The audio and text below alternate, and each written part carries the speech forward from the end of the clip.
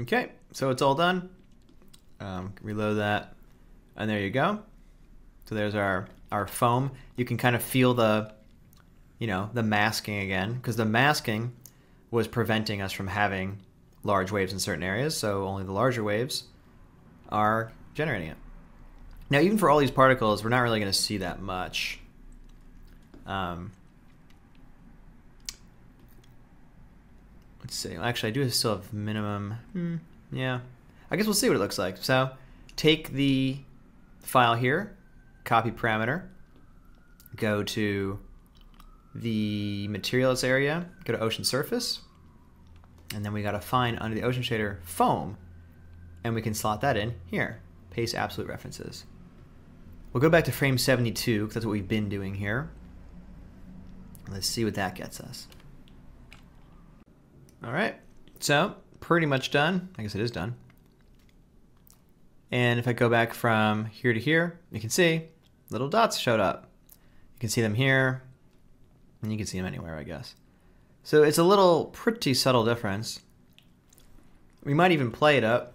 If we go to the ocean surface again and say streak intensity, we can make them, obviously, that'll make them 50% brighter.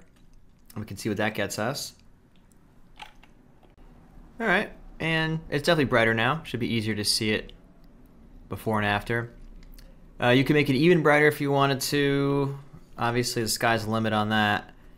I would also mention before we move on from this is that looking back on here in emitter mode,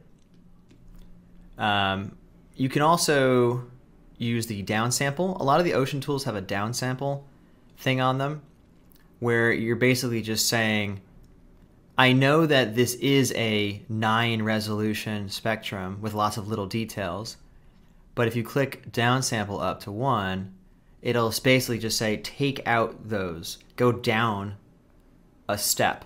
Like go down from 9 to 8, you'll have way less small little waves, and as such, way less small little waves with little crests. So you'll have less places that are actually spawning particles now.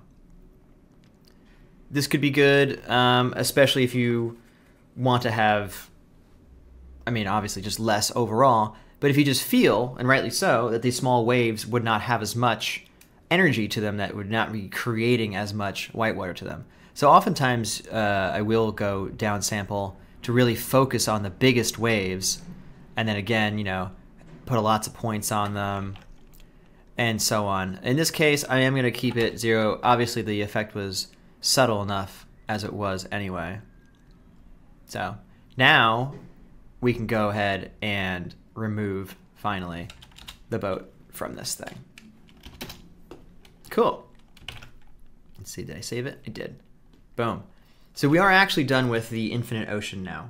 And you can go ahead and render it if you want. You can render this whole mantra thing here. I'm going to disable this now. I mean, we'll re-render it all later again, obviously at full resolution anyway.